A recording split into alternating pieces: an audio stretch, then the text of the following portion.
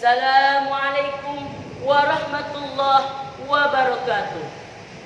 Alhamdulillahilladzi arsala rasulahu bil huda wa dinil haq liyudhhirahu ala dini kulli wa kafa billahi syahida. Asyhadu an la ilaha illallah wahdahu la syarika lah wa asyhadu anna Muhammadan abduhu wa rasuluhu la nabiyya ba'da. Dewan juri yang tampan lagi bijaksana yang saya hormati, serta kerabat dai setanah air tumpah darah Indonesia dan seagama yang saya banggakan. Pertama-tama yang paling utama hingga diutamakan oleh para alim ulama, yaitu memanjatkan puja-puji syukur kita kepada Allah Subhanahu wa taala. Dialah Allah sembahan yang takkan bertambah keagungannya karena disembah hambanya, dan takkan berkurang keagungannya karena maksiat hambanya. Betul? Lalu hadirin, tak kalah pentingnya pula yaitu menjunjung rasa sanjung dan mengaturkan salam hangat kita kepada baginda sang Oratul Ulum. Ialah kekasihnya Allah, intanya kota Mekah dan Madinah, yaitu Sayyiduna Muhammad sallallahu alaihi wasallam. Kerabat dai yang dirahmati oleh Allah. Apa itu pemuda? Siapa dia? Makhluk apa dia? Pemuda, pecinta musik dangdut? Bukan. Pemuda adalah pejuang merah putih di garda terdepan. Kalau kita bincang pemuda, tidak jauh-jauh dari bangun, runtuh, bangkit dan binasanya agama. Kenapa demikian? Karena subhanul yaum rijalul ghad. Pemuda di hari ini adalah pemimpin di masa yang akan datang. Besok, lusa, setahun, 2 tahun, bahkan 10 tahun yang akan datang, pemudalah yang akan menggantikan masa aki-aki keriput bau tanah yang besok terdengar inna lillahi wa inna ilaihi rajiun. Bapak Presiden pertama Indonesia, Insinyur Soekarno, berorasi dalam orasi agungnya yang menggelegarkan Amerika bahkan dunia. Beri aku 100 orang tua, niscaya akan kucabut Semeru dari akarnya. Beri aku 10 pemuda, niscaya akan kuguncangkan dunia. Kalau kita cerna kata tadi dengan otak kita, itu tidak mungkin adanya. Mana mungkin kakek-kakek bisa menyabut Semeru, dan pemuda mana yang bisa mengguncangkan dunia?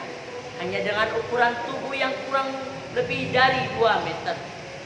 Maksud dari kata tadi, kalau pemudanya mau sungguh-sungguh dalam belajar demi agama dan mendakwahkan Islam dengan sukarela, selalu bangkit dari kejahatan, melawan keburukan dan menghantam kebodohan, mengubah hari-harinya dengan kebajikan, maka akan mengantarkan Islam ke gerbang kejayaan.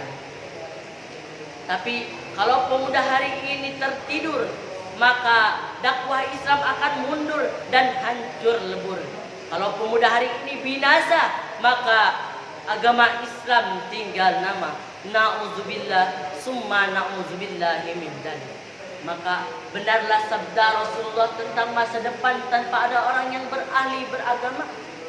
Kalau orang yang tak bersolusi diberikan tanggung jawab, maka kehancuran berada di ambang mata memandang.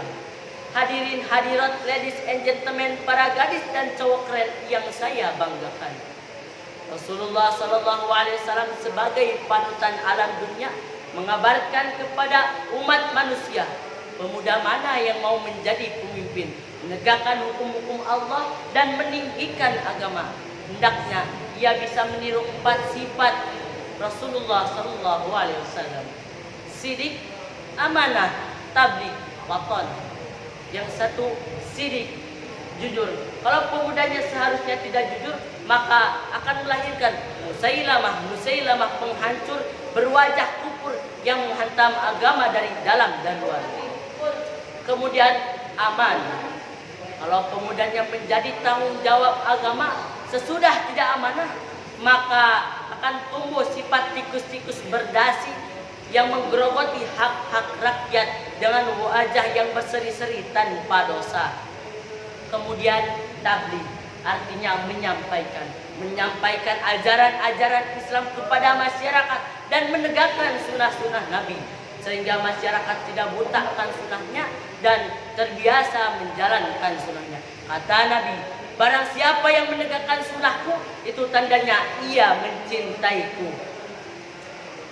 Yang terakhir yaitu fatona, artinya cerdas. Tak hanya cerdas secara lahir, tapi juga cerdas secara batin. Karena orang bodoh ketika diberikan tanggung jawab hanya akan melahirkan kerusakan yang menghadap kehancuran. Oleh karena itu, hei pemuda, kita selaku pemuda penerus agama agar tidak larut dari kesenangan dunia sehingga melupakan kita sebagai peran kita sebagai pemuda penerus kebangkitan, kemajuan dan tegaknya agama.